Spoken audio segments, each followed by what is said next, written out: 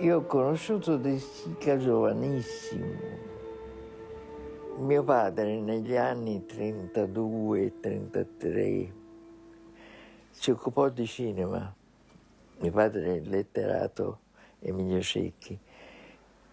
E De Sica fu uno dei primi attori che ho conosciuto. Poi per molti anni l'ho incontrato così in incontri casuali nei teatri che lui frequentava non solo per recitarci, ma da spettatore.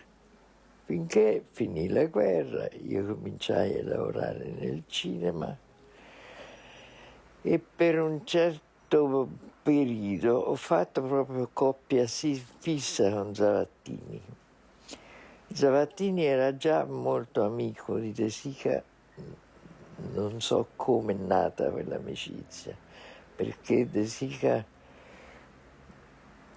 ancora non era così noto nel cinema, quando cominciamo a parlare di un progetto in comune. E fu Ladri di biciclette.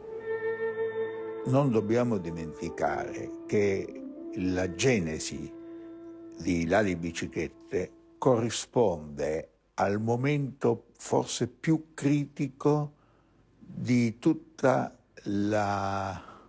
l'avventura artistica e anche direi personale di De Sica. Cioè è il momento in cui, per esempio, lui non fa più una lira che una lira come attore e proprio viene scartato. In provincia si toglie il suo nome dai manifesti perché dicono che porta sfiga. Il Sciuscià non gli ha dato ancora, non ha fornito quegli echi che poi verranno dall'estero e che faranno rivivere quel film, finché un giorno Zavattini gli porta il testo di Bartolini e glielo fa leggere. Ora, anche qui è un paradosso, perché il testo di Bartolini non c'entra assolutamente niente con quello che poi è il film. Non si può dire una libera versione, gli hanno preso solo il titolo e gli hanno pagato il titolo. Nei film italiani in quell'epoca non si fa mai un film con 1 o 2 sceneggiatori, ma sono 3, 4, 5, record lo batte Blasetti con 9. De Sica si è messo a farlo non con Zavattini solo, ma con Suso Cecchi d'Amico, che ci ha lavorato, con Amidei, che a un certo punto si è preso una arrabbiatura di quelle sue epocali e se n'è andato. E poi c'erano Gherardi, c'era Adolfo Franci, c'era tutta quella corte che lui aveva con sé, che gli prometteva di lavorare, che poi intervenivano. Sergio Amidei era, direi, lo sceneggiatore migliore dell'epoca e anche più noto. Lui si rifiutò di collaborare a Ladri di biciclette perché trovava che era una storia senza il minimo interesse, il libro di Bartolini. Allora rinunciò a partecipare e io lo sostituii. La sua impressione dopo fu veramente generosamente espressa. Telefonò a tutti noi che avevamo lavorato nel film dicendo: ho sbagliato io, è bellissimo. Ci riunivamo tutte le mattine a casa di Zavattini e con persone di cui si trova il nome nei titoli del film, ma che francamente hanno partecipato molto poco, in quanto De Sica aveva questi amici nel mondo intellettuale, eccetera, e faceva delle promesse: quando faccio, se riesco a fare questo film, ti voglio nella sceneggiatura. Però, insomma, io posso dirti che il lavoro vero e proprio è stato fatto da De Sica, Zavattini e da me e Gerardo Guerrieri, non tanto come sceneggiatore, perché la sua firma fu messa tra gli sceneggiatori, quanto si era presentato come ha fatto, come aiuto di De Sica. Si lavorava, ci si riuniva la mattina, si parlava assolutamente dei fatti del giorno, si litigava se non eravamo d'accordo sui fatti del giorno perché erano tempi ancora caldi e poi si discuteva. Beh, vogliamo parlare del film, annunciava più avanti, e si parlava un po' del film, nel quale però, avendo dichiarato che gli episodi, la metodica del film non interessava moltissimo e che forniva l'idea di cercare questi posti per Roma, questi tipi per Roma, a un certo punto si disse: andiamo a cercarli, a scegliere il quartiere dove trovare i tipi, eccetera. Le periferie sono state sempre, le nuove, pochissimo frequentate e rimangano dei settori abbastanza isolati. Per cui noi, per esempio, quando si andò a cercare non solo luoghi, ma storie, personaggi, caratteri, modi di fare del film di cui ci siamo occupati, abbiamo fatto questa scoperta di una Roma che in fondo erano 100 Rome, estremamente diverse una dall'altra. Sapevamo di aver fatto una proposta un po' fuori della linea dei racconti cinematografici. Non è che avesse una trama. Allora, oggi non fa effetto una storia aperta che non punta su un intreccio. Allora forse era più raro. Mi pareva assolutamente necessario avere un finale, perché il finale torna a casa e chiude la porta a vuoto, non mi sembrava soddisfacente. Dico, come lo racconti? Devi dire cosa è successo in questo carattere del protagonista. Io capisco che gli venga voglia di rubare lui una bicicletta, visto che c'erano parecchie in giro. E allora venne fuori e c'è il finale. Per il bambino sarà un ricordo per tutta la vita di questo spavento preso vedendo arrestare il padre. Manco la vergogna. Ma De Sica, devo dire, in genere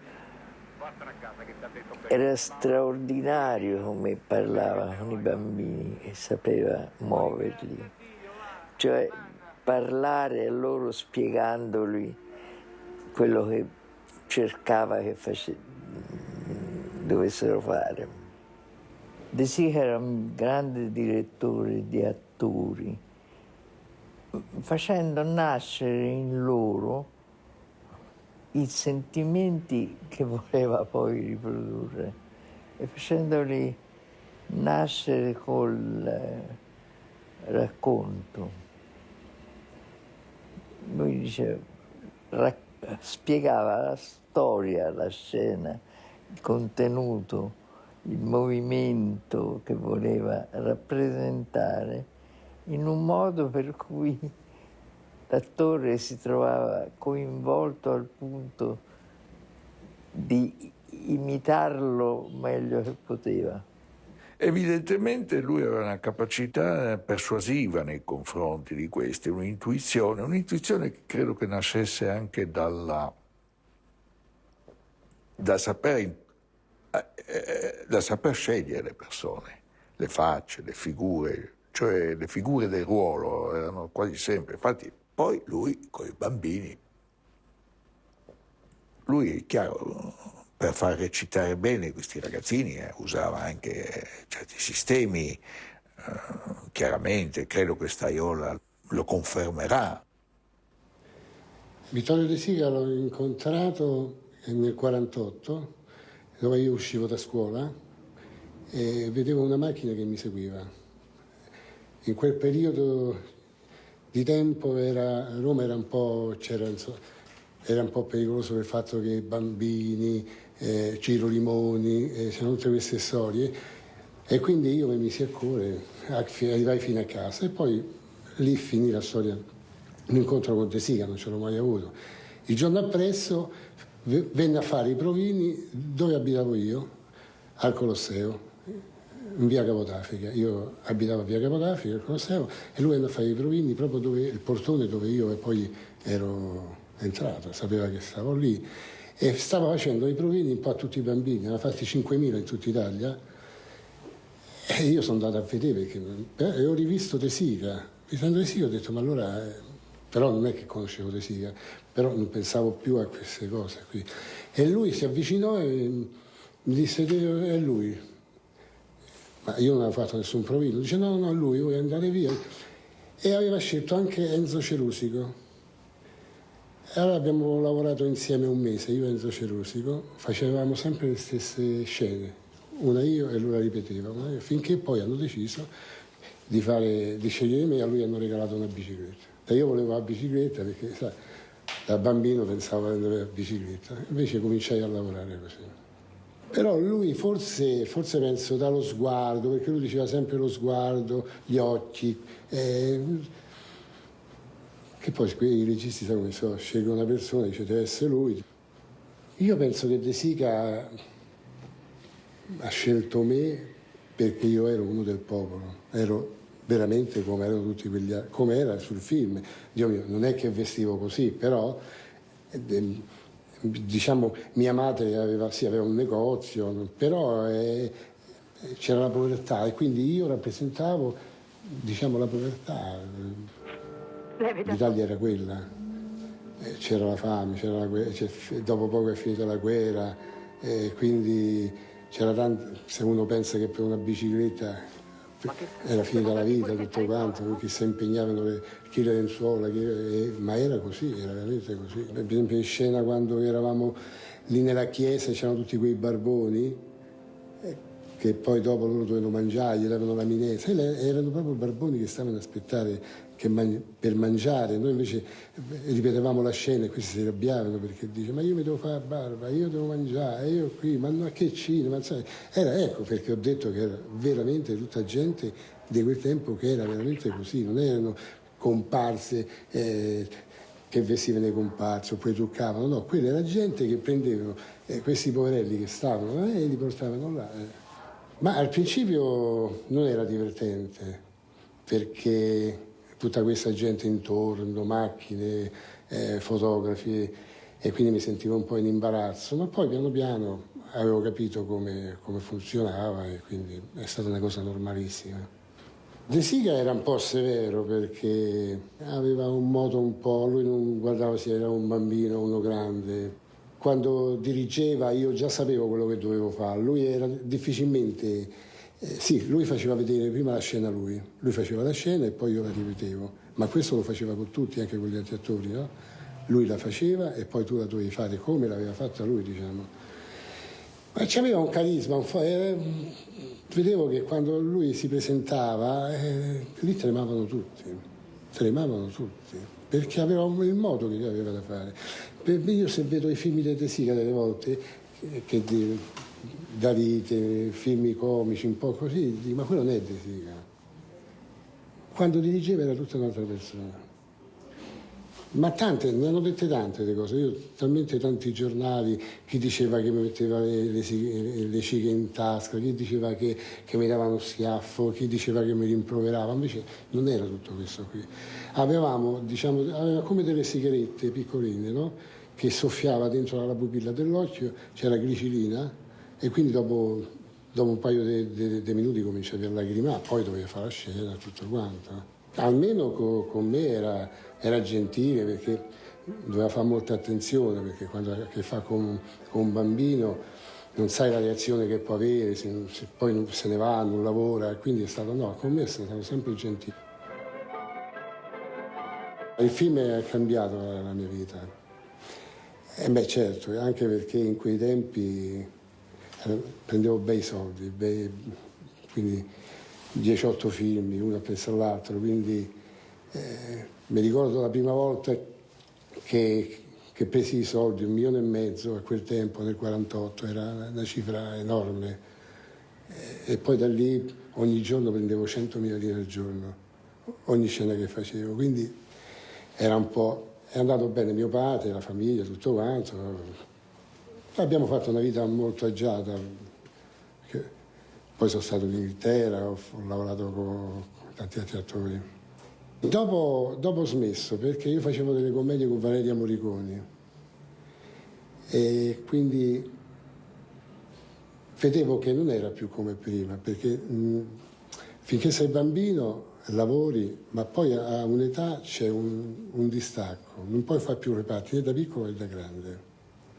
C'è un intermezzo, quindi non fai più né piccolo né grande. E quindi lì ho trovato, diciamo così, un po' di difficoltà, quindi lavoravi, però lavoravi qualche mese, quando ho visto così allora ho detto no, allora smetto. Mentre Lamberto Maggiorani, mi ricordo Lamberto Maggiorani perché siamo stati tanti anni insieme con Lamberto Maggiorani, oltre che lui faceva la parte di mio padre, eravamo anche amici di famiglia, diciamo così, sì.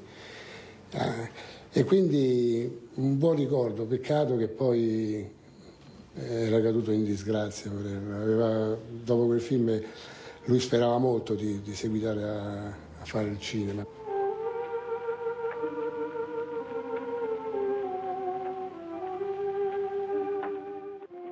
Maggiorani è proprio una scelta di De Sica, che ne vide tanti, ne praticò tanti e poi fece giurare a Maggiorani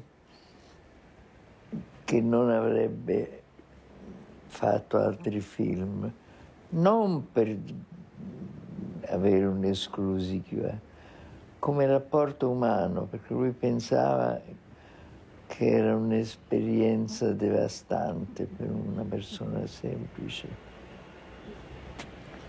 Fare il film, recitare, eccetera. Ma lui nasce come in genere si fa quando si sceglie un attore non professionista, si va in giro, eccetera, si sceglie delle facce. Loro hanno fatto sono andati a cercarli nelle fabbriche, lui era un operaio, adesso non mi ricordo in questo momento cosa facesse, insomma, l'unica cosa so che ha perso il lavoro dopo, no? Tanto che voleva fare un film su Maggiorani, Savattini, no? Suggeriva tu Maggiorani, no? Quando voleva fare il passo avanti al cinema neorealista, cioè basta con nomi finti, devono andare a prendere gente che ha col loro nome e cognome, no? Il cinema phone, il cinema, lo specchio che parla e via dicendo. Quelle teorie che poi in Italia non hanno mai attecchito di Savattini, che però molto all'estero, nel New American Cinema, nel cinema iraniano, no? Pensiamo così. Quando il film è stato presentato a Parigi, quando ha vinto il Festival di Noc-le-Zout, che quell'anno nel 1948 fu dato così, quando ci sono stati i commenti, gli articoli scritti da poeti, da Éluard, da altre persone che hanno detto, si sono inchinate, insomma è diventato, insomma, cose che non succedevano dall'epoca di Chaplin, no? questo è stato l'Oscar che poi ha avuto, anche se l'Oscar in quell'epoca non aveva il battage che adesso, ma insomma era sempre... ed è il film in un certo senso che ha consacrato il cinema italiano, che già aveva stupito il mondo con i primi film e di De Sica e di Rossellini. De Sica è stato sempre uno che ha raccontato delle storie, ha fatto della fiction, insomma, è un grande narratore. Questo film è stato sempre definito, cominciato dalla Francia, da Sadoul, dalla critica di sinistra, così un po' pigramente, direi, come la storia, dopo aver visto l'infanzia abbandonata, Sciuscià, e poi vedremo alla fine il dramma dei pensionati, Umberto Lee, questo deve essere il dramma dell'operaio che perde il suo posto di lavoro, l'attacchino che perde il suo posto. E non era questo, era un'altra cosa, era una storia di un certo tipo era un film molto moderno, era un film della solitudine dell'uomo. Lui fa dei film che hanno un contenuto sociale molto evidente, ma in realtà fa anche delle storie che hanno una notevole densità psicologica, cioè questi personaggi sono sempre personaggi che non sono mai dei manichini proletari, o così come in fondo non sono mai dei personaggi zolliani, così non sono dei santini, sono personaggi tridimensionali.